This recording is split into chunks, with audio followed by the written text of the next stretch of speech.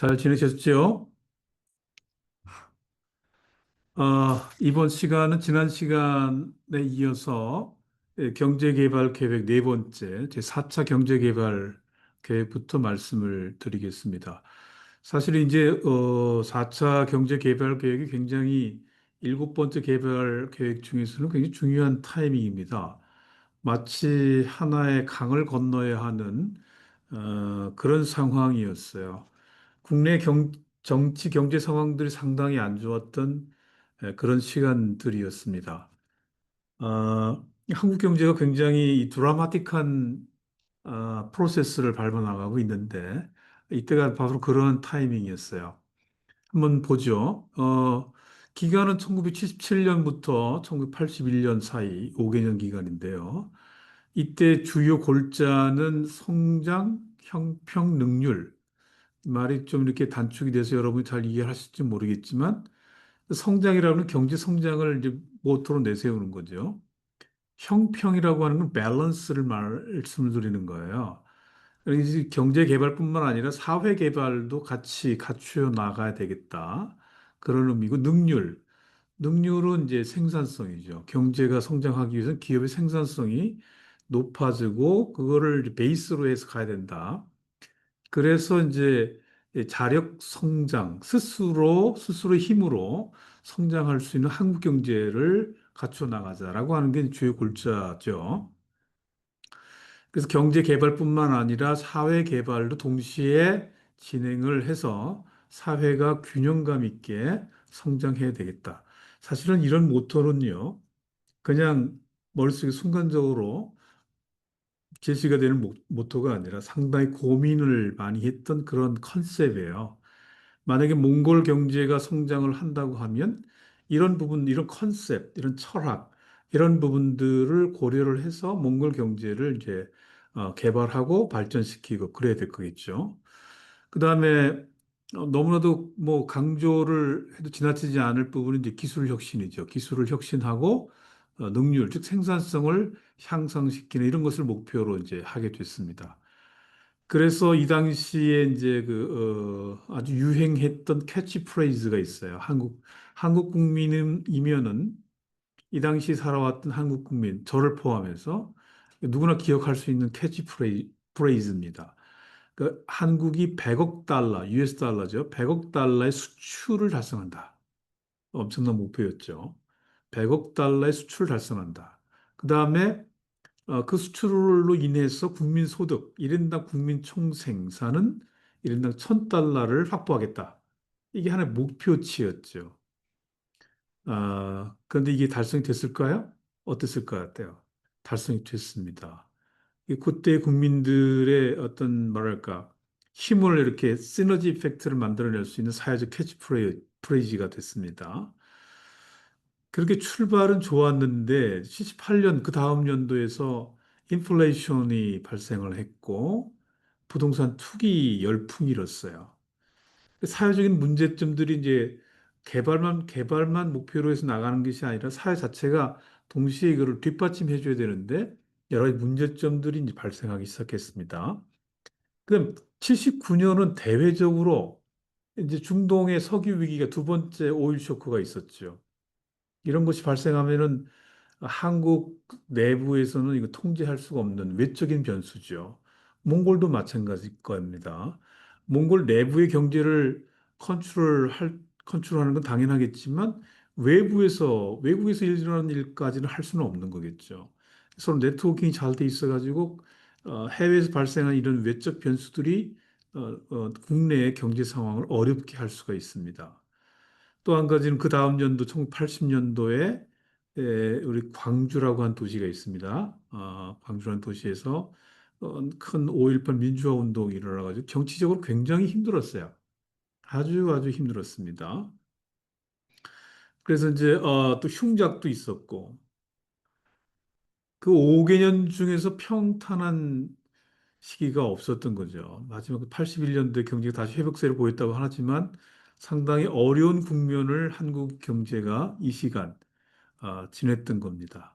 그럼에도 불구하고 경제 개발을 해야 되겠다고 하는 의지가, 정부의 의지가 굉장히 강했고, 또 국민들도 이에 대해서 적극적으로 호응을 했던 그런 시기가 되겠습니다.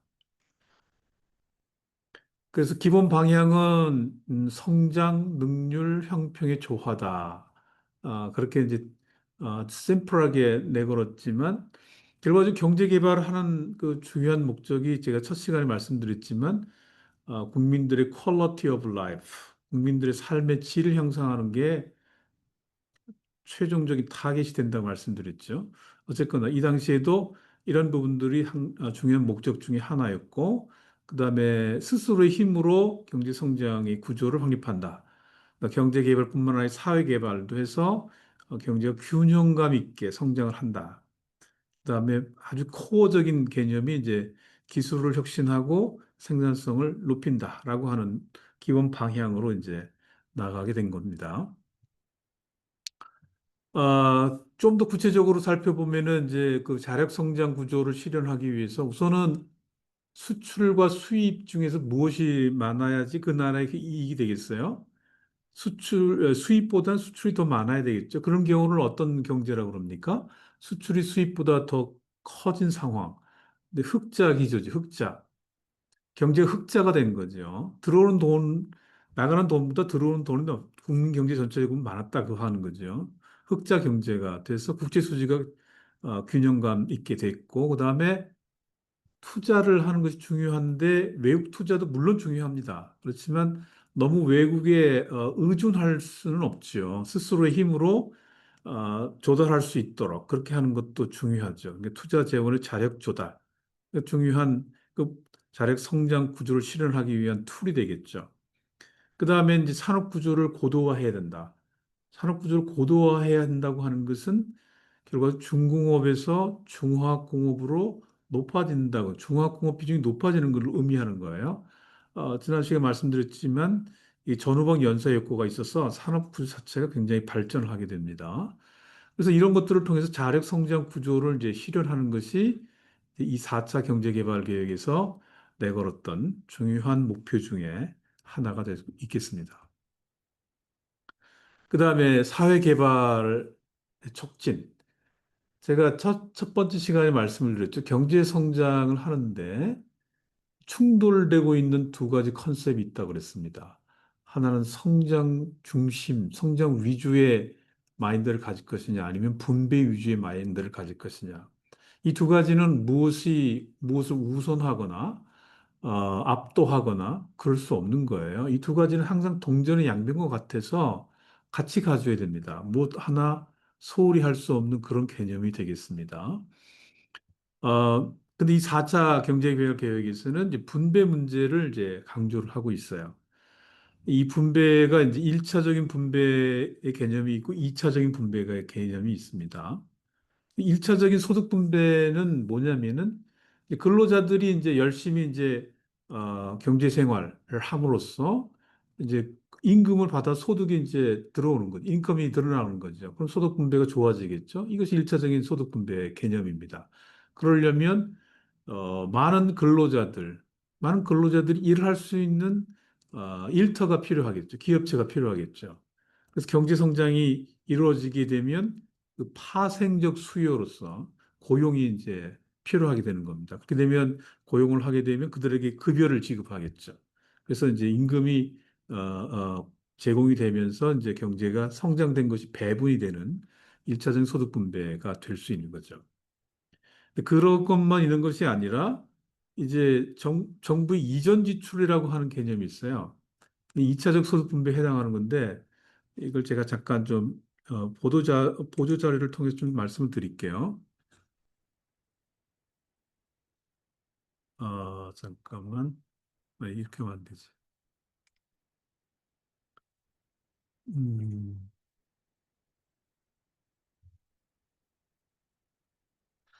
정부 이전 지출, 영어로는 트랜스퍼 페이먼트라고 하는 겁니다. 이 개념을 이제 설명한 걸 보면 이렇게 설명이 나와 있어요. 정부의 이전 지출이란 정부가 어떤 반대급부 없이 돈이나 물품을 지급하는 것. 그러니까 정부가 그냥 이렇게 주는 거예요, 국민들에게. 어떤 형태로 줄 수 있느냐? 우리가 이 한국 사회에서 이제 그 팬데믹 위기에 처했을 때 정부에서 어떤 일을 했냐면 긴급 재난지원금이라 해가지고 국민들에게 돈을 나눠줬어요. 왜냐면은 팬데믹 위기이기 때문에 이 직장을 잃은 사람들도 있겠고 또 소상공인 그러니까 가게를 운영한다든지 이런 사람들이 수입이 없어가지고 굉장히 어려움을 당할 수가 있었겠죠. 근데 정부가 이제 그런 계층에게 이제 그 소비할 수 있는 현금을 지급을 해서 그걸 현재 사용할 수 있는 가맹점 좀 표시가 되어 있는 겁니다. 긴급 재난지원금 사용 가능 가맹점 이렇게 돼 있어요. 그다음에 이제 지금 한국에 새로운 정부가 출범을 했습니다. 그래서 여기서 민생 회복 소비 쿠폰을 제공을 지금 하고 있어요. 1차와 2차로 나눠서 1차는 이미 끝났습니다. 1차는 거의 끝났죠. 그래서 기본적으로 국민 한 사람당 15만 원을 지급, 현금입니다. 현금. 현금을 지급을 했습니다. 물론 이제 계층마다 조금 다르긴 하지만 많은 국민들이 15만 원 정도를 받았죠. 근데 이제 9월 22일 앞으로 남아 있지만 9월 22일부터 또 10월 31일까지는 2차 추가 지급을 해요.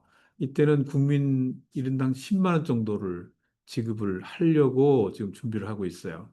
그 토탈리 25만 원 정도를 이제 지급을 하는 겁니다. 그래서 민생을 컨섬션, 민생의 소비가 증진될 수 있도록 이제 이렇게 해주는 건데, 이걸 이제 정부의 이전 지출, 정부로부터 이제 국민들에게 이전되는 지출이다. 그런 그 개념이 되겠습니다. 그렇게 되면은 소비가 당연히 자극을 받겠죠. 근데 그게 일시적인 효과여서 사실은 그게 장기적으로 가기에는 무리가 있습니다. 그건 많은 나라에서 그런 실험들을 해봤어요. 일본도 마찬가지예요. 그런 사례가 있었습니다. 몽골에서 그런 사례가 있는지 모르겠지만 이거는 그냥 마치 마중물 역할을 하는 거죠. 몽골에서 이제 우물을 많이 팔 거 아니겠어요? 우물을 파는데 물을 이렇게 콸콸콸콸 이렇게 올라오게 하려면 약간의 그 물을 더 집어넣어서 펌핑을 하잖아요. 그럼 우리 한국말로는 마중물이라고 하는데 일종의 어떤 자극을 주는 거죠. 그런 역할을 이제 하게 되는 겁니다. 어쨌거나 이러한 그 2차적인 소득 분배까지를 고려해서 한국 사회가 이 분배와 성장이 균형감 있게 발전한 그런 사회를 이제 만들려고 노력을 했습니다. 또 이 당시에 사실은 그 전화 부분이 이 농어촌의 전화 문제가 좀 심각했어요. 그 전화 보급이 잘 안 됐죠.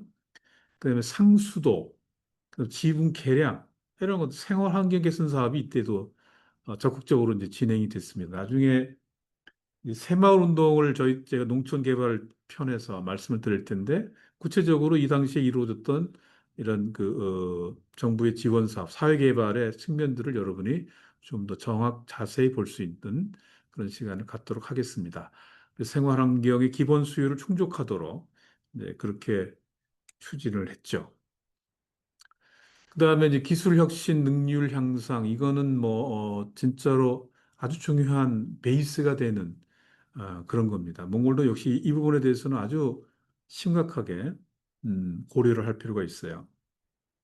그래서 이제 생산성을 향상시키기 위해서는 이노베이션, 혁신이 이루어져야 되는데 이걸 이제 기술적인 측면에서 혁신, 그러니까 그래서 기술 혁신이다 이렇게 표현을 하는데 여러분이 이제 그 경제학을 충분히 공부를 하지 않았기 때문에 생산함수라고 하는 것을 아마 못 들어보셨을 거예요. 근데 이제 어쨌거나 들었던 못 들었던 간에 이 기술 혁신이 이루어지면 생산 함수가 경제가 보통 생산 함수를 따라서 이렇게 이동을 하게 돼요.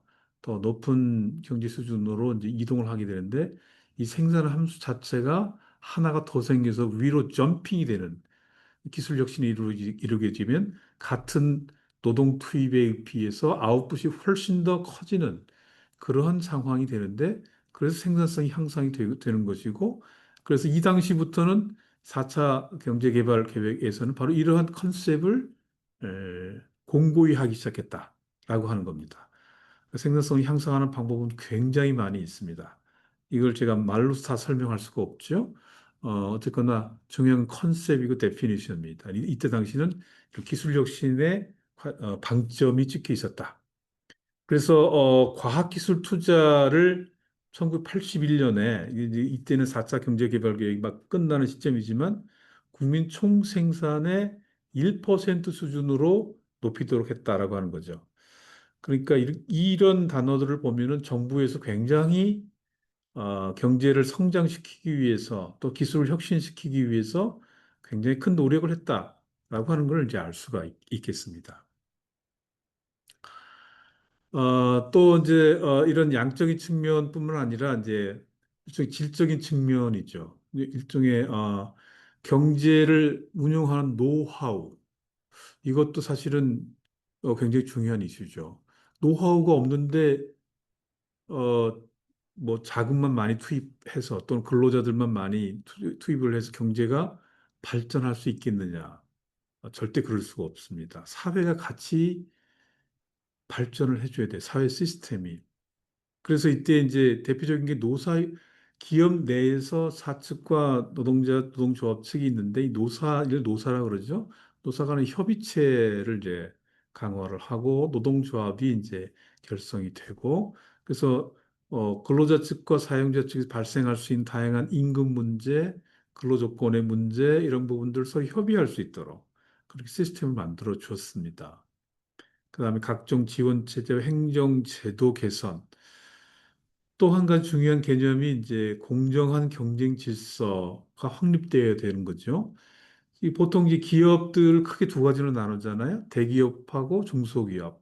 이 대기업과 중소기업은 서로가 연결되어 있습니다. 중소기업에 맞는 부품을 대기업이 사가기도 하고 또 대기업은 중소기업에 자기들의 기술을 전수를 해줄 수가 있어요. 근데 이런 대기업과 중소기업 사이에 다양한 어떤 그 시스템이 있는데 이게 공정해져야 됩니다. 그래서 여기 특히 공정이라고 하는 것은 네, 그렇게 해서 만들어진 물가가 너무 기업이 독점 기업이 되면 물가가 아주 높게 책정이 될 수가 있거든요. 그런 질서들을 그렇게 만들지 못하도록 공정한 가격이 만들어질 수 있도록 그렇게 사회적인 노하우를 만들 필요가 있는 거죠. 그래서 한국에서는 공정거래위원회라고 하는 정부 조직이 있어요. 그래서 장관급의 정부 조직이 있습니다. 기업들을 잘 뭐랄까 컨트롤하고 또 권면하고 뭐 그런 조직이 있습니다. 그다음에 이제 자유로운 경제 활동이 필요하지 않겠어요? 경제가 성장하려 그러면은 그래서 창의적인 아이디어를 낼 수 있도록 뒷받침해 줄 필요가 있다. 또 한 가지는 이제 결과적으로 기업은 항상 경쟁에 노출되어 있습니다. 근데 자국 내에서의 경쟁뿐만 아니라 훨씬 더 기술 수준이 높고 가격이 훨씬 더 경쟁적인 해외 기업과의 경쟁은 사실 쉬운 게 아니죠. 그러니까 한번 객관적으로 생각을 해보세요. 여러분이 핸드폰을 가지고 계실 텐데 이 핸드폰 시장이 얼마나 뜨겁게 경쟁 시장이 되겠습니까? 그 제품을 요즘은 뭐 핸드폰의 그 저기 뭐야 키워드가 얼마나 가볍고 얇게 만드느냐 이걸 가지고 경쟁을 한다고 하는데 이 엄청난 노력이 들어가야 되겠죠.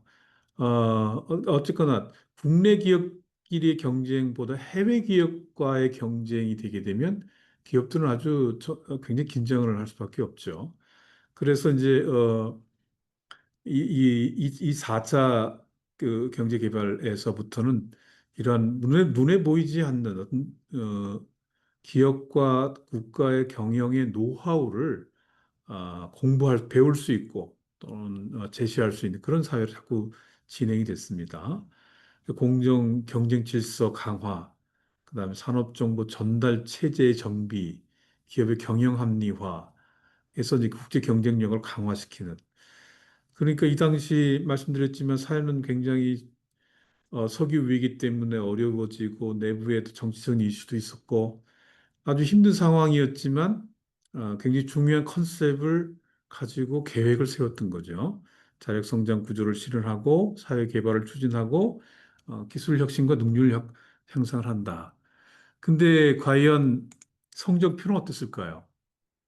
4차 계획의 성적표는 한마디로 얘기해서 목표 미달입니다. 목표는 경제 성장률이 9.2%로 책정을 했는데 실제적으로 해보니까 7.2%, 약 2% 포인트 정도가 떨어지는 이런 상황이었어요. 아시겠지만 이게 여러 가지 정치, 경제 상황들이 한국에서는 아주 좋지 않은 이런 시즌이 되었기 때문에 그렇습니다. 모든 나라가 이제 그런 경제적 위기 상황들이 항상 존재할 수가 있습니다. 그럼에도 불구하고, 어, 정부에서는 이 경제개발 계획을 꾸준히 앞으로 이제 3차 계획까지 더 가서 7차까지 갈 텐데 진행을 해왔던 거죠. 다음 이제 5차로 한번 가보죠. 5차는 지난번 그랬지만 제목이 좀 바뀐다 그랬죠? 경제 말고 사회 발전이라고 하는 말이 들어가 있어요. 경제 사회 발전. 이것도 굉장히 중요한 컨셉이죠. 이것을 생각할 수 있었던 이 지도자들이 고심에 고심을 했던 것이 읽혀집니다. 그러니까 경제가 발전하는 것도 중요한데 사회 발전도 더불어서 이루어져야 된다. 이때 주요 골자 중에서 우리가 목표하는 키워드가 있었는데 이때 성장이라는 말이 빠지게 됩니다. 그래서 안정, 능률, 균형, 성장이 없잖아요. 이것을 이제 기본적인 목표로 지금 삼았던 거예요. 대단한 아이디어죠. 대단한 아이디어. 그래서 이제 중요한 그 정책 대상이 물가 안정, 그 다음에 개방화. 개방화라고 하는 것은 이제 세계의 개방을 하는 거죠. 글로벌라이제이션인 거죠. 예, 국내의 시각을 바깥으로 돌리는 개방화 정책을 하게 됐죠. 그다음에 시장 경쟁을 이제 활성화했고, 그다음에 지방과 소외 부분이라는 게 어떤 걸까 될까요? 저소득층이 소외 부분이 될 수가 있죠. 이런 부분들 또는 제조업과 서비스업이었는데 제조업은 잘 발달이 되고 개발을 많이 했는데 서비스업은 그렇지 못했다. 그러면 이 서비스 소외 부문이 되겠죠. 이런 걸 주요 정책 대상으로 삼았다고 하는 겁니다. 그래서 한국 경제가 아주 고질적으로 알았던 문제가 이제 물가 인플레이션 문제죠. 그래서 그걸 획기적으로 안정화시키고 경상수지를 흑자로 전환하고 또 투자 재원을 외국에만 의존하지 않고 스스로 자립할 수 있는 경제의 질적인 퀄리티 오브 이코노미를 어, 좀 뭐랄까 고양시키는 그런 목표를 세웠던 거예요. 굉장히 어드밴스가 되지 않았습니까? 4차 경제개발 계획에 비해서는 굉장히 많이 진보가 된 그런 상황이라고 이제 느껴집니다. 그래서 기본 방향은 지금 말씀드린 안정과 능률과 균형을 기조로 한다. 그다음에 경제 안정 기반을 위해서 인플레이율, 물가 상승률이죠.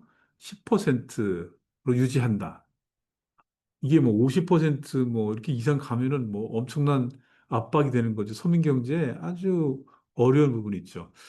지금 몽골 경제의 소비자 물가 상승률이 얼마나 되는지 참 궁금합니다. 이런 물가 안정이라는 건 서민 경제에 아주 치명적입니다. 뭐 예를 들어 100만 원을 월급을 받는데 이게 물가 상승률이 뭐 10% 이상이 된다 그러면은 실질 임금이 그만큼 떨어지는 거니까 굉장히 압박이 되는 거죠. 훨씬 더 적은 많은 돈을 그러니까 많은 돈을 들여서 적게 물품을 구입해야 되는 이런 상황이 되는 거죠. 또 국민 생활의 안정, 그다음에 경쟁력을 강화시키고 국제 수지를 개선함으로써 이제 경제 안정 기반을 이제 정착시킨다. 그다음에 성장을 지속적으로 요즘 이제 Sustainable Economic Growth라고 하는 말을 쓰죠. 경제가 이제 지속 가능한 성장이 돼야 한다. 이때 지속 가능은 좀 다른 건데 이 Sustainable Economic Growth는 이제 지금 탄소를 많이 배출하는 경제가 됐잖아요. 그래서 이제 지구를 이제 이 온난화에서 조금 해방시키기 위해서 그럼에도 경제는 성장을 해야 되기 때문에 그런 측면에서 이제 Sustainable Economic Growth인데 지금 이 당시는 그런 얘기는 아니고 경제 성장을 꾸준하게 성장시키겠다. 그래서 7 내지 8% 경제 성장을 꾸준하게 하겠다라고 하는 겁니다. 지금 한국 경제 성장이 1%가 되나 안 되나 이런 수준인데 이거 엄청난 상황인 거죠. 그다음에 고용 기회를 확대하고 이제 소득 증대를 한다. 여러분, 고용이라고 하는 것은 어떤 경우에 고용이 증대할 수 있을까요? 이제 경제가 성장이 되면서 뭐 기업들이 이제 많은 성장을 하다 보면 기업들이 많은 고용이 필요로 되지 않겠습니까? 많은 근로시간, 노동 투입이 필요하게 됩니다. 그러니까 자연스럽게 고용을 이제 확보를 해야 되는 건데, 따라서 고용에 대한 수요, 디맨드는 이 파생적으로 발생하는 수요입니다.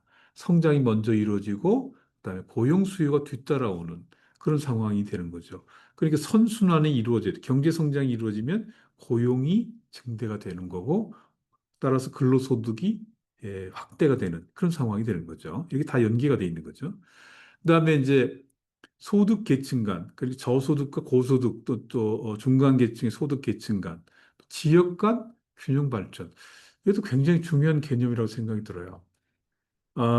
국토가 이제 교통이 쉽게 접근이 될 수 있는 지역이 있는가 하면 그렇지 않은 지역도 있고, 또 어떤 부존 자원이 풍부하게 있는, 그래서 그 지역 경제가 잘 살 수 있는 조건들이 갖춰져 있는 지역과 그렇지 않은 지역, 아주 다 특색이 또 있어요. 그래서 지역마다의 발전이 골고루 이루어질 수 있도록 그렇게 하는 것도 매우 중요하다.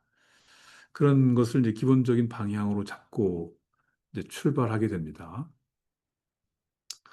그다음에 이제 경제 체질, 그 중점 목표로서 경제 체질을 이제 개편을 하게 되는데, 추진을 하게 되는데, 한국 경제에서 첫 번째 목표는 물가 안정이다.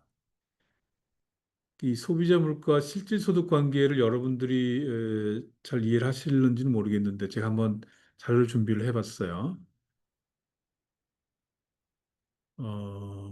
이런 거죠. 지금 이제 소비자 물가 지수가 지금 컨슈머 프라이스 인덱스가 CPI를 약자를 하는데요. 한국의 상황이 2000년부터 2024년까지 지금 나와 있습니다. 소비자 물가 지수가 뭔지 아시죠, 여러분들? 여러분들이 소비하고 있는 물품들 있잖아요. 그래서 의복이 됐든 뭐 신발이 됐든 가죽이 됐든 뭐든지 여러분이 소비할 자동차가 됐든 이런 걸 이제 물가 조사를 해서 물가 지수를 만들어내요. 종합된 물가 지수가 지금 소비자 물가 지수라고 그렇게 보는 거예요. 지금 지금 보여드리는 이 숫자는 2020년을 기준으로 해서 2020년이 100입니다. 보면은 2008년은 소비자 물가지수 81.7인데 증가율이 4.6%예요. 중간에 굉장히 컸죠. 2022년은 5.0% 증가했어요. 이때 무슨 일이 있었던 거죠. 이 숫자만 보더라도 금방 이런 걸 눈치챌 수 있어야 되는 겁니다. 한번 그래프를 볼까요? 파란색은 소비자 물가 지수가 이제 쭉 이렇게 지수기 때문에 항상 이렇게 누적적으로 증가하는 추이를 보이죠. 근데 그걸 증가율을 표시해 주게 되면 굉장히 이렇게 발라타일한 변동성이 큰 그런 상태로 되죠. 지금 2008년이면 이때가 언제예요? 이때 글로벌 금융위기 때예요. 이때 한국의 소비자 물가 지수 성장률이 4.6%였어요. 위기 상황이었죠. 그다음에 2022년이면은 이제 팬데믹 위기가 막 본격적으로 이제 확대되는 이런 상황이었잖아요. 이때 소비자 물가 상승률이 5.0%였어요.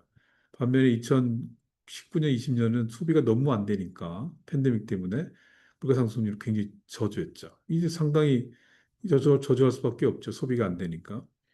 그래서 이런 것이 여러분들이 이제 나중에 사회 진출하게 되면 급여를 받게 될 텐데 자기가 받고 있는 급여는 명목 임금이라고 합니다. 그냥 그 시점에서 받는 임금이죠. 근데 그 명목 임금을 물가지수로 나누어서 측정하는 것이 실질 임금이에요. 이 이야기는 여러분들 실제 시장으로 가가지고 구매를 할 때에 느껴지는 구매력 평가가 이제 실질 임금인 거죠. 그런 그 조정한 임금이 실질 임금인 거죠.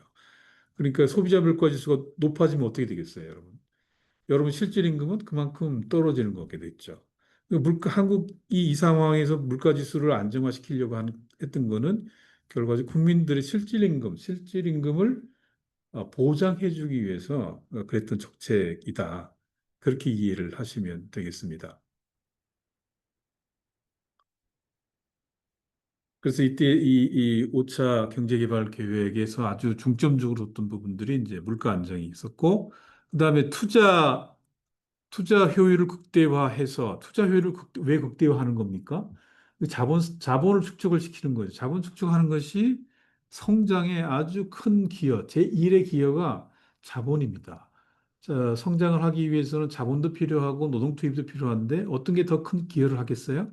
자본이 훨씬 더 큰 기여를 합니다. 그 투자를 많이 해야 되고 투자를 또 효율적으로 투입을 할 수 있도록 해야 되겠죠.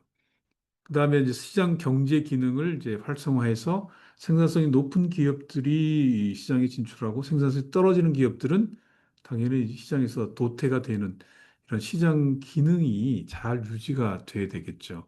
이건 누가 이걸 통제하는 게 아니라 그 시장 자체 내에서 이루어지고 있는 기본적 기능인 것입니다.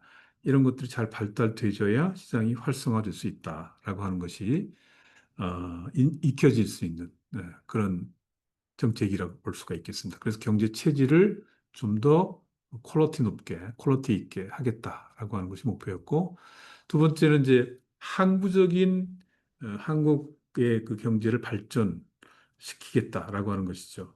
첫 번째가 이제 수출이죠. 수출과 수입이라고 하는 두 가지 중요한 정책 방향이 있는데, 이 한국은 수출을 주도로 하는 경제 성장 전략을 채택을 했습니다. 그래서 한국 워낙 내수가 작기 때문에 우리 눈을 바깥으로 돌렸어요. 그래서 대외 개방 정책을 적극적으로 추진을 했습니다. 그뿐만 아니라 이제 한국은 뭐 산업이 굉장히 많지만 특별하게 어떤 핵심적인 산업을 선정을 했죠. 그 핵심적인 산업. 그 경쟁력 있는 산업을 비교 우위 산업이라고 표현을 하는데 비교해서 우위에 있다. 요즘 얘기하면은 뭐 반도체 산업이 비교 우위에 있다고 볼 수가 있겠죠. 한국이 그만큼 반도체를 잘 만들기 때문에. 이제 반도체 같은 이런 우수한 고부가치가 있는 산업뿐만 아니라 그 당시에는 혹시 뭐랄까 신발 산업 같은 것도 사실은 우리 한국 사람들이 저임금에 우리가 노출이 돼 있기 때문에 싼 가격으로 좋은 질의 제품을 만들 수 있다면 그것도 비교 우위 산업이 될 수 있을 겁니다.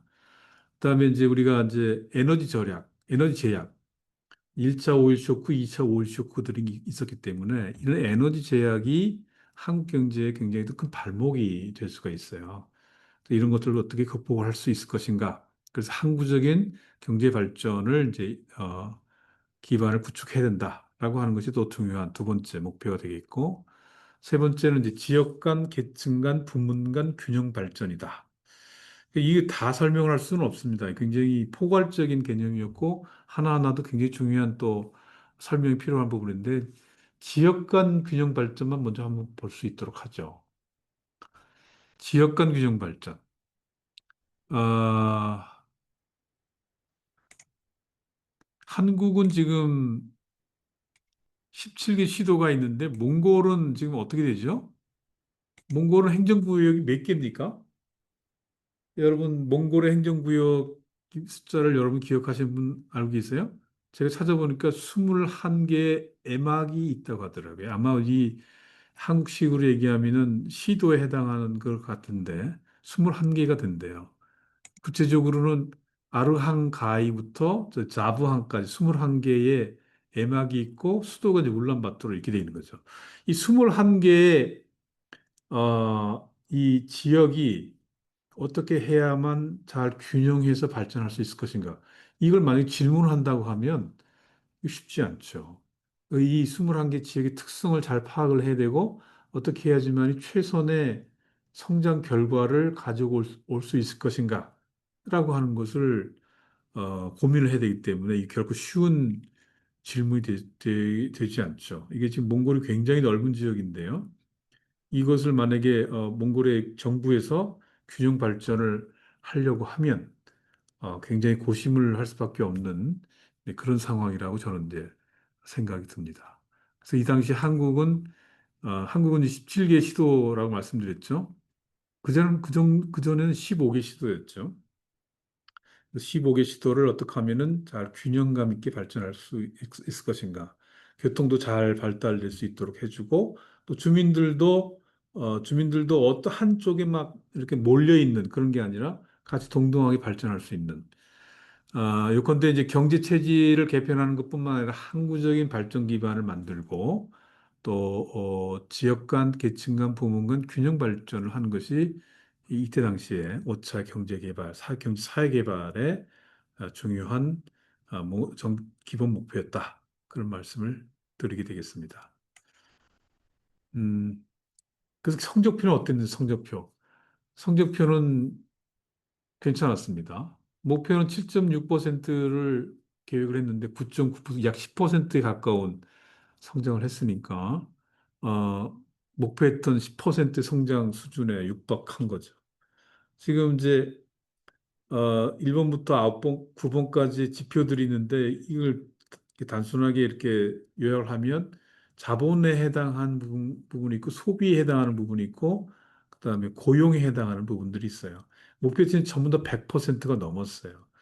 그러니까 다 100% 이상으로 이런 것들을 투입을 하고 또 소비를 시켜서 1인당 GNP를 어떤 수준으로 가져가겠다. 이런 정량화된 목표치를 가지고 있었습니다. 이런 것들은 이게 사실 숫자가 당연히 정확하게 안 맞을 수가 있죠. 왜냐하면 목표치니까 실적치하고는 다를 수가 있죠. 근데 중요한 거는 이렇게 뭔가 정량화된 수치를 가지고 얘기할 경우와 그렇지 않은 경우는 실적에 굉장히 영향을 이제 줄 거라고 생각이 들어요. 경제개발 계획을 하려고 하면 이 정량화된 계획, 로드맵, 그렇죠? 또 청사진 이런 것들이 저는 필요하다 생각이 듭니다. 그다음에 6차 경제개발 계획. 이때는 한국에서는 뭐랄까 좋은 일이 있었죠. 1988년 서울에 올림픽을 이제 개최하게 됩니다. 올림픽 전 빅 이벤트가 있었습니다. 이 때문에 많은 투자가 이루어졌고 국민들의 마음들이 굉장히 이렇게 고양된 그런 시점이었어요. 이때 주요 골자는 이제 경제를 선진화시킨다. 그 다음에 국민의 복지를 증진한다. 이 두 가지 중요한 키워드가 있었어요. 이 선진 사회를 진입을 한다라고 하는 것을 생각했던 이 당시의 기획자들은 대단한 생각을 한 것 같아요. 그 당시는 이게 지금 80년 중반 내지는 90 초반인데 선진국을 우리가 꿈꿨다고 하는 것은 사실은 쉽게 이렇게 그려지지 않죠. 그런데 사실은 이제 이로부터 10년 후에 지금 87년에 계획을 했다 그러면 10년 후에 96년도에 한국이 이 선진국 클럽이라고 하는 OECD에 가입을 하게 됩니다. 그 상황을 잠깐 좀 보여드리면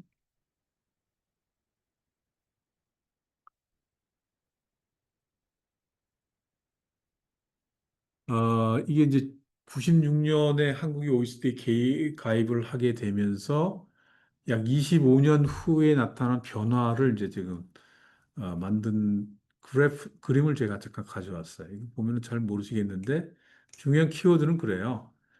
1인당 GNI, Gross National Income, 국민소득이죠. 이것이 14,000불에서 25년 후에 45,000불로 됐다. 엄청난 변화죠. 그 증가를 했습니다.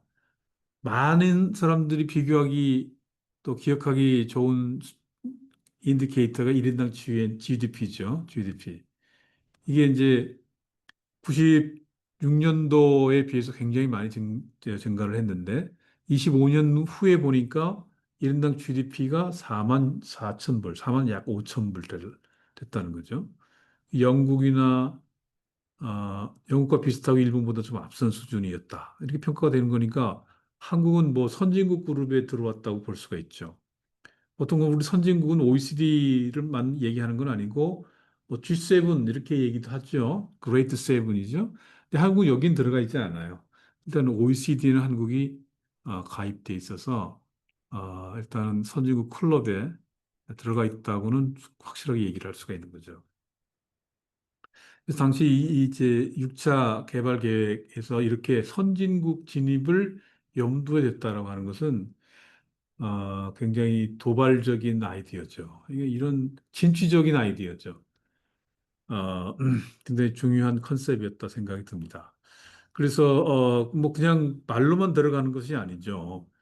일단 시장 경제 질서가 잘 확립이 되어 있는 선진 사회를 만드는 것도 중요하죠. 자율과 경쟁과 개방의 측면에서 그런 시장 경제 질서를 확립하고 또 소득 분배도 잘 개선되고 그다음에 산업 구조도 이제 저부가가치 산업이 아니라 고부가치 산업으로 개편이 되는 그런 부분도 이제 필요하겠죠. 그다음에 이제 경제 성장률도 여기서 지금 10% 달성이라는데 사실 10% 달성이라고 하는 것은 굉장히 뭐랄까 높은 목표치입니다. 이게 쉬운 달성도는 아니죠. 실업률이 2.4%, 이게 실업률 2.4% 굉장히 낮은 실업률이죠. 그만큼 취업이 많이 되어 있다 이런 얘기니까 완전 고용까지는 아니더라도 완전 고용을 지금 목표로 하고 있다 볼 수 있습니다. 저축률이 이제 36% 정도. 저축이 왜 중요합니까? 저축은 곧 그 저축은 그걸 가지고 기업들이 이제 은행들이 그 자금을 기업들에게 대출을 해주고 투자를 해주고 하는 그 근원이 되잖아요. 저축이 굉장히 중요한 그런 의미를 가질 수가 있겠습니다.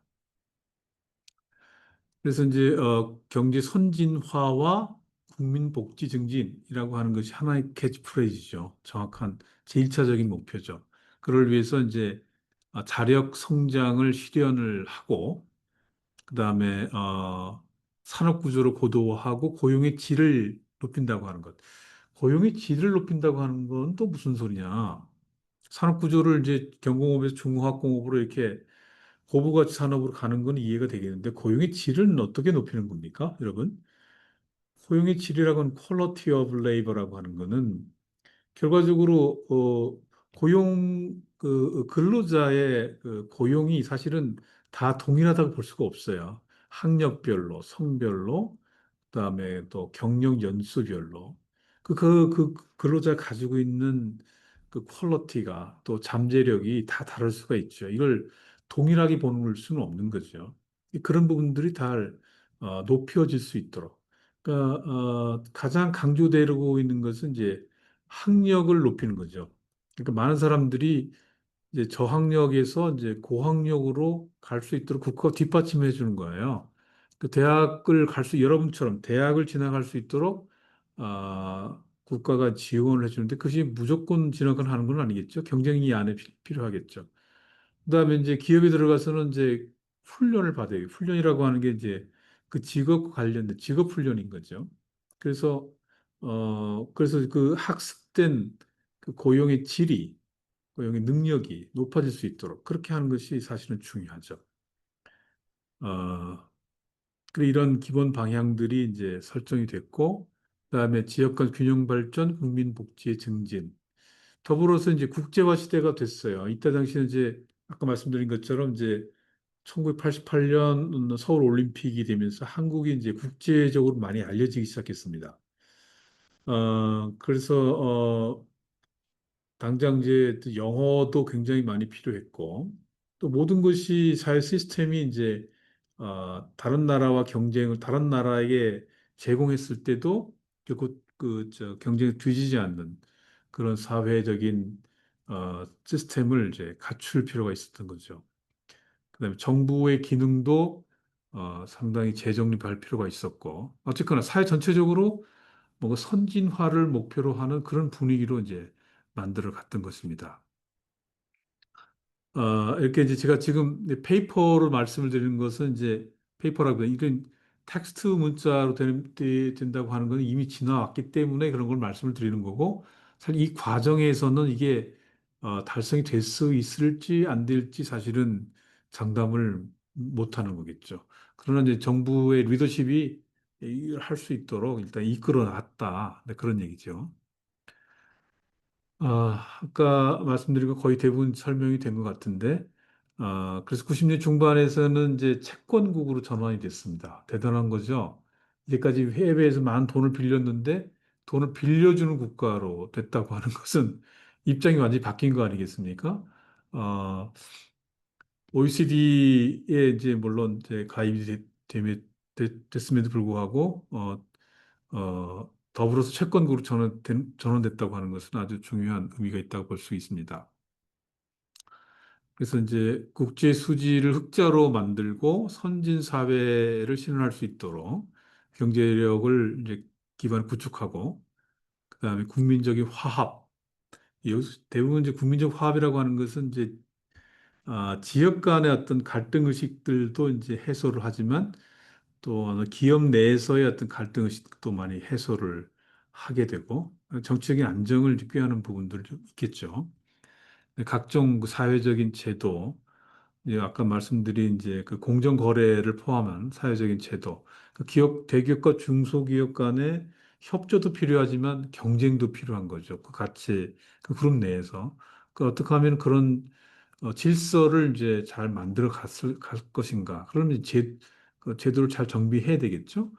정부 기능도 효율적으로 재편을 할 필요가 있었고 이런 것들이 이제 지금 6차 경제개발 계획 안에 이제 포함됐다라고 하는 거죠. 그래서 성적표를 보니까 굉장히 좋았어요. 7.3% 정도를 지금 성장할 것으로 생각했는데 두 자릿수 10.1%를 달성했으니까 이때 당시는 뭐 굉장히 좋았던 거. 사실은 이 안에 아까 이게 서울 올림픽이 미친 영향도 있었을 거라고 판단이 듭니다. 그만큼 이제 국가적인 한 이벤트였고 그것이 한국 사회에 많은 부분에 영향을 줬을 거라고 저는 장담을 합니다. 만약에 몽골에서도 이런 그 국제적인 행사를 주최할 수 있다고 하면 그 현재 상태가 어떤지는 알 수 없으나 이런 마인드, 이런 아이디어를 간다고 하는 것은 대단히 중요한 거다 이렇게 생각이 듭니다. 도전적인 이벤트이기 있지만 추진할 충분한 이유가 된다 이렇게 생각이 듭니다. 그 다음에 마지막이죠. 7차 경제사회 발전 계획. 마지막이라고 하니까 좀 왜 마지막일까? 나중에 설명드릴게요. 이때는 이제 92년부터 96년 사이가 되겠습니다. 그래서 아, 기본적인 아이디어가 일단 경제 선진화, 6차 경제사회 발전 계획에 이어서 경제사회 선진화를 계속 해 나가는데 추가되는 목표치가 있었습니다. 그게 이제 민족 통일이죠. 여러분들은 잘 인지가 안 되시겠지만 한국은 이런 통일이 되어 있지 않은 남한과 북한이 아직은 통일되어 있지 않은 그 민족적인 기대감이 있습니다. 기대값이 있거든요. 그래서 이때 당시는 이제 그것도 하나 중요한 경제 개발 계획의 아이디어로 목표로 제시를 했다. 그다음에 기업의 경쟁력 강화. 기업이 경쟁력을 강화한다는 것은 굉장히 철학적이고 모호한 부분이 있을 수가 있으나 반드시 그렇지만도 않습니다. 경쟁력이 없는 기업은 왜냐하면 시장에 도태가 되기 때문에 그건 기업에 있는 사람들은 피부로 느껴요. 그 정확하게 말로 다 충분히 설명할 수 없을지언정 기업은 경쟁력의 사회에 노출되어 있습니다. 해외 기업과의 경쟁, 또 국내 기업과의 경쟁, 또 대기업과 중소기업 간의 경쟁, 이게 충분히 노출되어 있어요. 기업의 경쟁력을 강화를 해야 되겠다. 그다음에 이제 균형 발전 앞에도 이제 6차에서도 있었죠. 6차 계획에서도. 그다음에 또 개방화, 국제화. 이게 본격적으로 7차 계획에 이제 들어와 있어요. 그래서 학생들의 교과서에도 이러한 국제화 또는 개방화의 아이디어가 많이 담겨져 있었습니다. 영어 교육을 굉장히 강조를 했어요. 그래서 영어를 아이들이 학교를 졸업하면 할 수 있도록 해서 해외에 나가서 경쟁력 있는 어, 인력으로 활동할 수 있도록 그렇게 추진을 했죠. 그다음에 이제 통일 기반 조성 이 세 가지의 중요한 전략적인 목표를 가지고 있었습니다. 또 한 가지 이때 이제 기업의 소유 집중을 분산했다. 이게 무슨 소리냐면 이제 기업이 잠깐 설명드리죠. 한국의 재벌이라고 하는 그 복합 기업체가 만들어져 있었어요.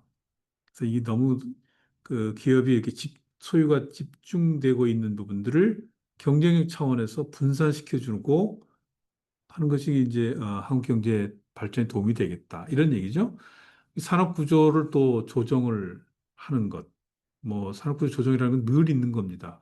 핵심 산업이 있고 또 부가가치가 높은 산업이 있고 그런 부분들을 뭔가 산업의 지도를 하나 만드는 거죠. 산업이 이렇게 잘 전방과 후방의 연쇄효과가 잘 연결될 수 있도록 그렇게 하는 거죠.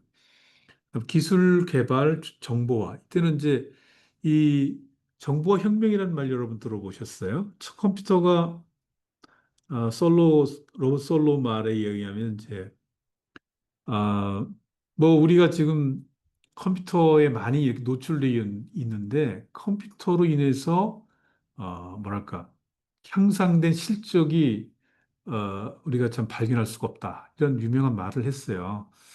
그래서 이제 이게 하나의 역설이 돼버렸는 그런 그게 있었는데 이 정보혁명이 95년을 기점으로 해서 이제 정보혁명이라고 하는 것이 이제 있었어요. 그게 뭐 거의 전 세계적으로 컴퓨터 보급이 확산이 되어 있었죠. 여러분 윈도우를 여러분 쓰시죠? 컴퓨터 노트북에 요즘 대부분이 윈도우 10, 윈도우 11 이렇게 될 텐데 그때 당시는 윈도우 2였어요. 그래서 그럼에도 불구하고 컴퓨터가 막 대규모로 이제 공급이 되면서 정보화의 혁명이라고 할 정도로 그런 개념이 아이디어가 만들어졌습니다. 이 정보화를 도모하고 사회 간접 자본에 대한 투자를 이제 확충시켜 나가겠다라고 하는 것이 이제 7차 경제개발 계획이었죠. 계속해서 이제 경제를 선진화시키고 민족 통일을 지향을 한다. 그러면서 이제 자율과 경쟁의 토대 위에서 경제 사회 제도 질서를 만들어 가고 그래서 효율적으로 만드는 거죠. 그래서 그 질서가 이루어지면서 내부 자체적인 정화 기능이 있어서 경쟁력이 약한 기업은 시장에서 자연적으로 퇴출이 되고 경쟁력이 우수한 기업이 시장에서 살아나는 이런 질서가 만들어지는 거죠. 그다음에 이제 경제 주체가 합심해서 국민적 역량을 높여 나간다.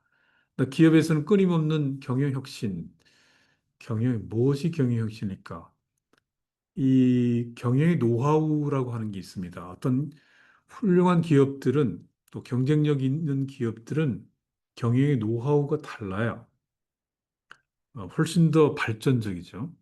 여러분들도 나중에 사회 진출하게 되면 어떤 기업에 들어가게 되면 그 기업의 문화와 시스템을 몸소 느끼게 됩니다. 그래서 뭔가를 바꿔야 될 필요가 있고 개선시킬 필요가 있는데 대기업이고 또 위대한 기업들은 그 경영혁신을 잘하고 있습니다. 기업의 끊임없는 경영실이 이제 필요했던 거고, 그 다음에 이제 세계 선진 제품과 비교해서 경쟁력이 충분히 갖추어져야 되고, 그래서 이제 국제 경쟁력 향상의 주체인 기업이 그를 위해서는 부단한 경영혁신 노력이 필수적이다. 이렇게 생각을 하게 됐던 거죠. 또 한 가지 좀 강조를 하고 싶은 것은 이제 근로자의 근로 정신이라고 하는 부분입니다. 이게 이제 이것도 사실은 뭐 이렇게 정확하게 정량적으로 설명해 낼 수 있는 그런 컨셉은 아니에요. 근데 어쨌거나 한국인들은 근면 정신이 투철해서 성실한 거죠. 예를 들어 가지고 뭐 근로시간이 8시부터 시작한다 그러면은 딱 지켜서 제때 이제 그 옆에 출근을 하게 되고 또 퇴근 시간 6시면 딱 맞춰서 가게 되고 이런 어떤 성실한 거죠.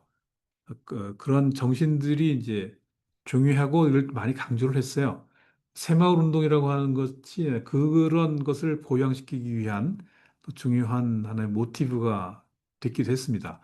그다음에 근로자와 사용자 측의 생산성 향상이 중요하기 때문에 이 부분을 위해서 같이 노력을 하는 그런 마인드도 있었어요. 그런 중요한 컨셉도 있었습니다. 그래서 한국 경제가 지속적으로 경제 발전을 하고 선진 경제로 진입하는 어, 그런 하나의 베이스가 될 수 있었던 거죠.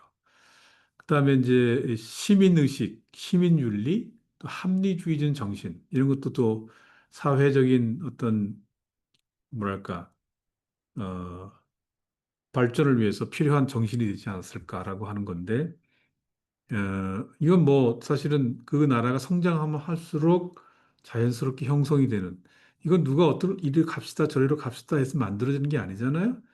자연스럽게 그 사회가 변화하면서 만들어지는 그런 정신이기 때문에 이런 부분들은 굉장히 어, 중요할 거라는 생각이 듭니다. 그래서 이제 산업의 경쟁력 강화를 위해서 인력 양성, 기술 개발, 사회 간접 자본, 확충, 기회 경쟁력 강화 이런 것도 필요했고, 사회적 형평 제고 균형 발전을 위해서 지역 균형 발전도 필요하고, 서민 주택난 해소. 사실은 이게 몽골은 주택의 형태가 어떤지 모르겠습니다. 제가 가보질 않아서. 한국에서는 이때 이제 어떤 문제가 있었냐면 한국의 이 아파트 문화가 엄청나게 뭐랄까 확산이 되는 타이밍이었어요. 올림픽이 전후를 해가지고 한국의 막 아파트 문화가 엄청나게 제공이 됐습니다. 이 굉장히 뭐랄까 효율적인 그 주택이 될 수 있죠. 될 수가 있는데 독립주택을 살고 있던 사람들이 갑자기 아파트라고 상하이 이런 주택 공간에 들어오면은 매우 그러니까 불편한 점이 분명히 있잖아요. 근데 이제 서민주택을 해소할 수 있는 아주 결정적인 방향이 될 수도 있었어요. 그래서 지금은 한국은 뭐 거의 아파트가 없이는 설명이 안 되는 사회가 됐죠.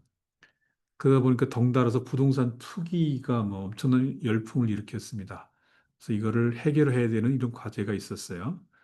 사회보장제도 이런 부분도 있었고, 그다음에 국제화, 자율화, 통일 기반 이런 부분들을 이제 하는 상황에서 이제 7차 경제개발 계획으로 한국의 경제개발 계획이 이제 마무리가 되는 이런 상황이 됐습니다.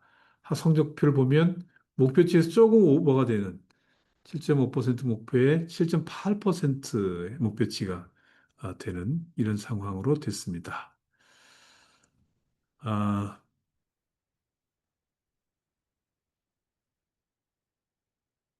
여기까지만 하고 이제 잠깐 쉬었다 가겠습니다. 지금 97년도에 우리 한국이 아주 엄청난 아, 영향을 받은 사건이 하나 일어났어요. 우리는 한국 사람 전부 다 IMF 외환 위기 이렇게 용어를 쓰고 있어요.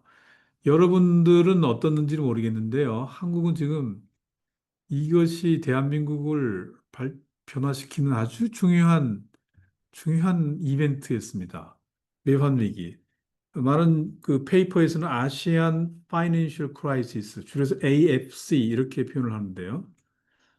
이때 이 외환위기 결정적인 근거, 원인은 뭐냐? 그러니까 한국 기업들이 돈을 이제 거래 관계에 있어 돈을 받아야 되잖아요. 외국에서. 근데 왜 해외에서 어떤 문제가 발생을 하다 보니까 그 돈을 받지를 못했어요. 그 돈을 여기서는 유동성이라고 하는데 단기적인 유동성이 지금 받지를 못해서 부족하지 해질 거 아니에요? 근데 대한민국 내부에서는 또 이런 위기 상황에서 외국 자본들이 빠져나가기 시작했어요. 달러가 빠져나가기 시작했어요. 그러면은 이제 바깥으로부터 또 내부로부터 이 유동성이 부족해지는 결정적인 계기가 돼서 이제 국가가 경제 위기에 빠져들게 되는 그런 상황이 됐어요. 그래서 이것은 한국의 정치나 사회나 문화 모든 영역에서 아주 큰 영향을 줘왔습니다. 그래서 이때 근로자들이 가장 아팠던 부분들이 이제 해고가 되기 시작했어요. 왜 그러냐면 기업들이 유동성이 부족해지니까 투자도 안 되잖아요. 경제 자체가 이렇게 갑자기 가라앉는 거죠. 그러니까 겨우 사업을 할 수가 없어요. 기업이 문을 닫습니다. 그러니까 당연히 이제 근로자들이 해고가 되는 거죠. 그걸 이제 우리는 점잖은 말로 구조조정, 이렇게 기업의 구조조정을 하게 됐어요. 경제 침체가 되고. 그다음에 이제 이런 상황이 되니까 이 기업의 규모를 키워서 성장한다 이런 양적인 성장의 개념을 이제 버리게 됐습니다. 기업이 작더라도 수익이 있는 기업으로 재탄생해야 되는 이런 상황이 됐습니다. 경제 체질이 바뀌게 되는 엄청난 충격을 받게 됩니다. 제가 지난 시간에 보여드렸던 그 그래프예요. 지금 중간에 점선, 빨간 점선으로 되는 것이 이제 전 산업 GDP인데요. 어디가 가장 낮습니까? 98년이 가장 낮아요. 다른 이게 지금 54년부터 2023년까지 타임 시리즈인데 이게 지금 이 중에 위기가 네 번의 위기가 있었어요. 그래서 지금 80년도에 좀 떨어졌는데 이게 이제 2차 석유 오일 쇼크죠. 그다음에 2009년도는 글로벌 금융위기죠. 그다음에 2020년에는 팬데믹인데 이 네 번의 위기 중에서 가장 충격을 많이 받은 것이 98년도 IMF 외환 위기예요. 이게 지금 한국 사회에서는 뼈아픈 경험이고 사실은 이를 통해서 한국 사회가 다시 거듭나는 학습 효과가 있었던 오히려 이제 그런 음, 마치 그 선생님 같은 그런 어, 학습 효과가 있었던 중요한 사건이었습니다. 이로 인해서 이제 한국이 이제 경제개발 계획에 시장 질서와 관계없이 정부가 주도하는 경제개발 계획을 폐기를 하게 됩니다. 이것이 사실은 IMF의 하나의 권면 사항이죠. 경제가 보다 민간 위주의 경제로 재편될 필요가 있다. 가급적이면 정부 개입을 최소화해야 된다. 이런 걸 강조했기 때문에 이제 그렇게 된 겁니다. 그래서 이제 앞으로는 이제 한국의 경제개발 계획이 여기서 마무리가 되는 이런 상황이 발생하게 됩니다. 잠깐 쉬는 동안에 제가 몽골의 경제개발 계획에서 찾아봤는데 이 올해 5월 13일 날 몽골 국회에서 승인된 그 장기 개발 계획 비전 2050이 승인됐군요. 그래서 총리께서 그때 이제 이 장기 개발 계획을 지금 지시를 하고 그 계획이 현재 추진이 되는 걸로 나와 있군요. 매우 흥미롭습니다. 이 잘 추진이 돼서 어, 한국의 이런 상황들도 한번 참고를 해가지고 몽골의 경제 개발 계획이 성공적으로 이루어졌으면 하는 생각이 듭니다. 반갑군요. 자, 이제 그 챕터 3는 이제 한국 경제 성장 과정의 특징인데요. 어떤 특징을 가지고 있을 것인가? 과연 이런 것들은 보다 합리적이고 그 데피니션들이 잘 설정이 돼 있는 건가? 그게 또 잘못된 점, 또뭐 비합리적인 그런 부분이 없는가? 그런 것들을 한번 살펴볼 필요가 있잖아요. 한국이 모든 것이 정답은 아닐 테니까요. 그 첫 번째 한국 경제 성장과의 특징은 이런 것들은 여러분들이 잘 염두에 두셔야 됩니다. 나중에 혹시라도 중간고사 또는 시험에 나올 수도 있을 부분인 것 같기도 해요. 그 중앙 집권적인 관리 경제 체제였다고 하는 거예요. 그러니까 한번 생각해 보세요. 한국이 전쟁이 있었잖아요. 전쟁이 마무리된 게 1953년인데 62년부터 경제개발 계획이 시작이 됐어요.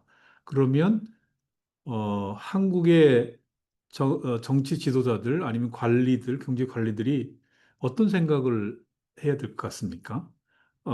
대한민국을 이렇게 자유방위로 놔두고 열심히 하십시오. 경제가 잘 개발될 수 있도록 서로 열심히 합시다. 이렇게 해서 되겠습니까? 시너지 이펙트를 내려면 뭔가 좀 강인한 리더십이 필요하지 않았겠어요? 그러니까 중앙 집권적인 관리 경제를 하기 위해서 이제 그제 5차 경제개발 계획을 했다는 것은 당연한 자연스럽게 이해할 수 있는 부분이 되겠습니다.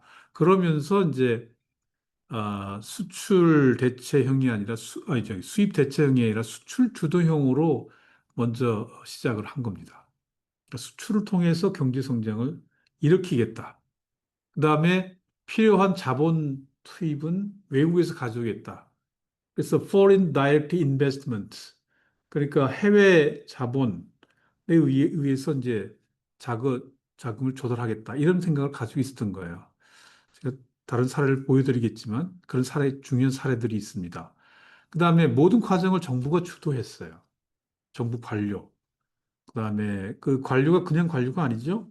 충분한 경제적인 마인드를 가지고 있는 사람들이 그 안에 들어가 있는 거죠. 그래서 이제 중앙 집권적인 관리 경제를 해왔다. 나중에 IMF가 바로 이런 부분들을 이제는 한국이 졸업할 때가 됐다라고 하는 것을 이제 설명하는 거죠. 그다음 두 번째는 이제 불균형 성장 방식을 채택했다. 그럼 불균형이 있으면 반대는 균형 성장 방식이 있겠네요. 그렇죠? 자, 그럼 불균형 성장 방식은 어떤 걸까? 한국이 그 당시에는 60년 초반에는 출생률이 높았어요. 한 가정에 아이들이 이 4명 이상, 4인 가족은 거의 기본이었어요. 5명, 6명, 뭐 9명, 뭐 하여튼 뭐 굉장했어요. 노동력이 풍부했습니다. 특히 농촌의 노동력이 풍부했어요. 그 다음에 외국부터 이제 막대한 자본을 들여왔다고 했잖아. 이 두 가지가 결합이 됐어요. 자본하고 노동이 결합이 됐어요. 그러면 그것이 집중될 수 있는 산업을 개발해야 되겠죠. 그래서 어, 비록 부가가치가 낮을지라도 신발 산업, 섬유 산업 초반에는 이제 그렇게 기술이 없으니까요. 거기 집중을 했죠. 나중에 이것이 자동차 산업, 전자 산업, 철강 산업 이렇게 쭉 중화학과목으로 이제 변화가 되는 이런 과정이 있었지만 어쨌든 핵심적인 산업에 집중적으로 투입을 하는 불균형 성장 방식을 채택했다. 굉장히 중요한 전략이었죠. 그 다음에 그러다 보니까 이제 그 산업 간의 불균형이 이제 초래가 됐다. 이런 얘기인데, 이 산업이 이제 소외되는 산업이 있을 수가 있잖아요. 대표적인 게 농촌이죠, 농촌. 농촌 부분은 되게 소외가 됐죠. 농림 산업은 많이 소외가 됐죠.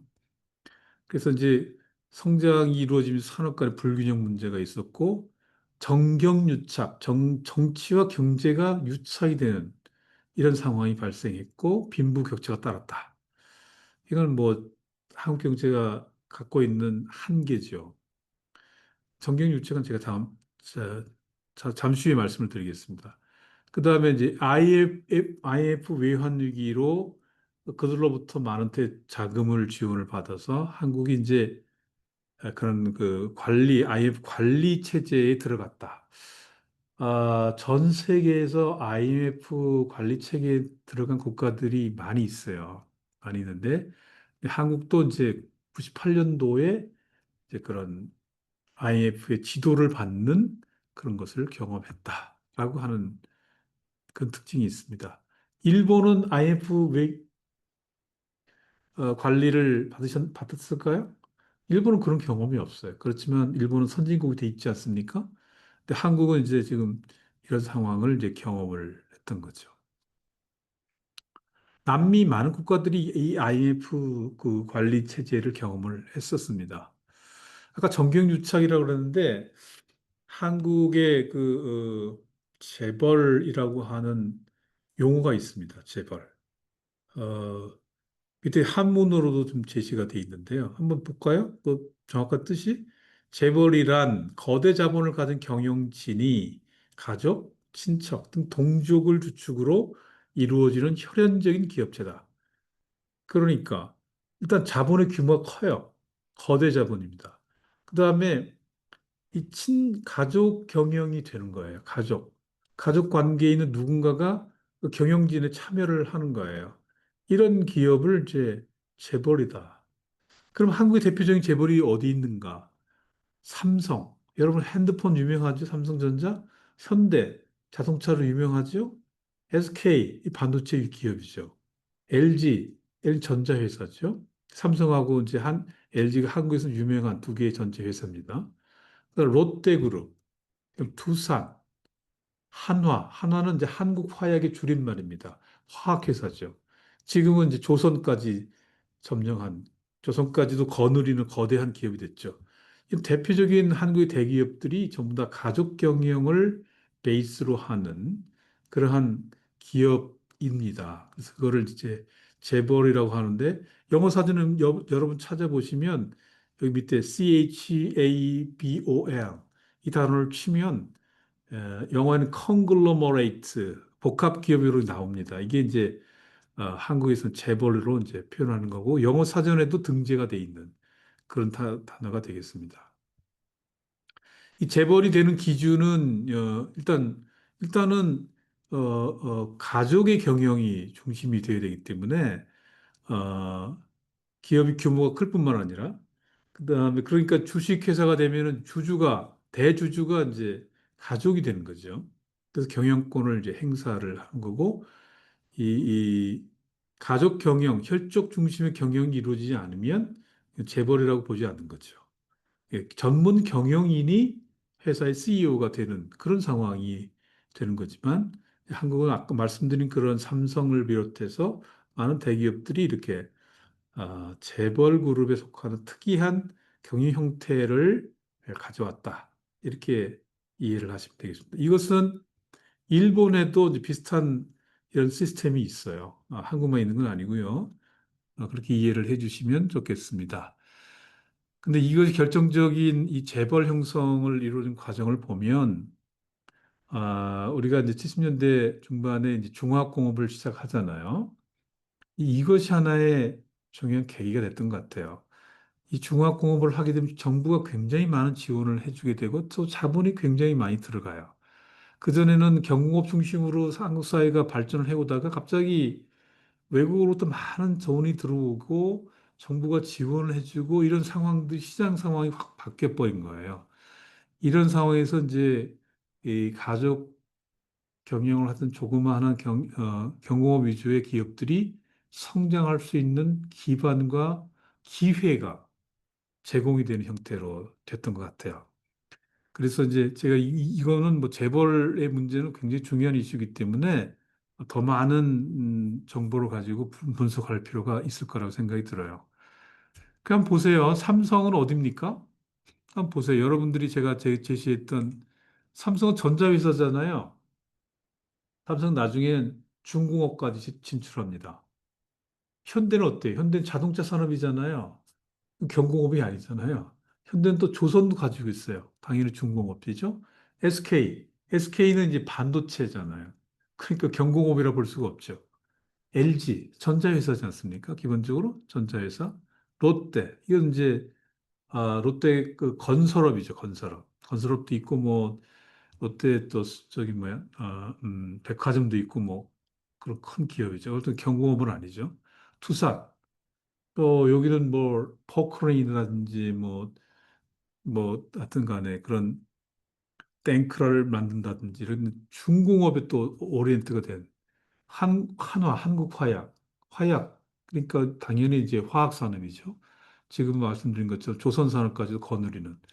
그러니까 당연히 중화학공업으로 특징되어지는 그런 재벌 형성의 중요한 백그라운드가 가지고 있습니다. 이것이 이제 너무 우후죽순으로 너무 무질서하게 성장하는 것이 한국의 다른 산업에 아, 좋지 않은 네거티브한 영향을 줄 수 있어서 정부가 이제 이게 손을 보기 시작합니다. 자본의 재편을 하게 되는 거죠. 그렇지만 그 모든 그 재벌 기업들을 클리어 시킬 수는 없는 거죠. 이미 가지고 있는 사업 기반을 존중해주는 선에서 일정한 타협을 하게 되는 거죠. 그래서 자본을 너무 집중시키지 않는 한에서 이제 기업이 유지가 되는 그런 상황이 돼 있습니다.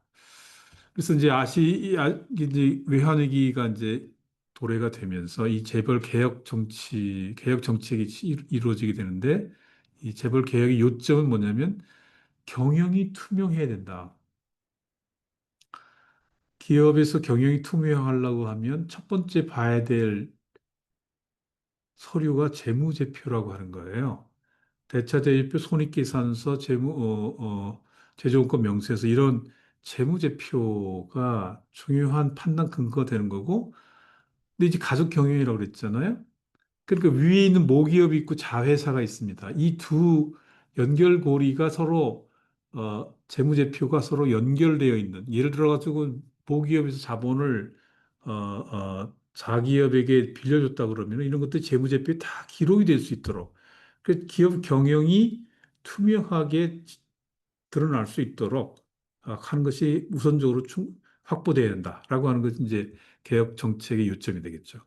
그다음에 계열 기업 간에 그러니까 모기업, 그 자기업이 여러 개 있을 수가 있잖아요. 서로 그 계열 기업 간에 서로 보증을 쓰는 거예요. 그래서 은행으로부터 대출을 받을 수 있는 그런 상황이 되는 건데 그런 제도를 이제 폐지를 하게 되는 거고, 그다음에 부채 비율을 감축하고, 그다음에 주력 산업을 내부에서 주력 산업을 선정하도록 하고, 그래서 사업을 이제 업종을 정리하는 거죠. 그러니까 한국엔 또 문어발식 경영이라는 표현이 있습니다. 그러니까 막 이득이 되는 건 막 사업을 이제 확대해 나가는데 그렇게 하지 말고 주력 산업으로 정리를 하자. 그렇게 하는 것이 이제 개혁 정책의 요점이고, 마지막으로는 이게 경영자가 책임을 가지고 있어야 된다. 책임 경영을 해야 된다. 그렇게 무책임하게 막 그 사업을 확장하서는 곤란하고, 또 그 기업을 충분히 사회적 책임을 또 가지고 있을 필요가 있다. 이런 요점으로 이제 재벌을 개혁을 하게 됩니다. 아, 또 더구나 이제 아까 말씀드린 외환 위기라고 하는 그 터닝 포인트를 지나면서 이제 주류 업종이 전문화를 시키는 그런 변화가 있었습니다. 그래서 이제 정부에서도 이제 뭔가 좀 당근적인 것을 당근을 또 제시할 필요가 있잖아요. 그래서 주력 업종 선정해라 해놓고서는 뭐 아무 소리 안 하면 안 되니까 주력 업종 선정을 하니까 이제 대출을 좀 완화해 줄 필요가 있었던 거죠. 여신 관리 규제를 완화하고 총액 출자, 그러니까 출자의 총 토탈리를 제한하는 것을 조금 완화시켜주고 대출 규제를 좀 완화시켜주는 이런 상황들이 이제 발생을 하게 되는 겁니다. 어쨌거나 제가 이런 말씀을 드리는 거는 아, 그 정치와 정경유착의 대표적인 모습이 한국에서는 재벌 기업이라고 하는 것이고 그 재벌 기업의 속성이 이렇더라라고 하는 것을 지금 말씀을 드리게 되는 것입니다. 그래서 그런 한국의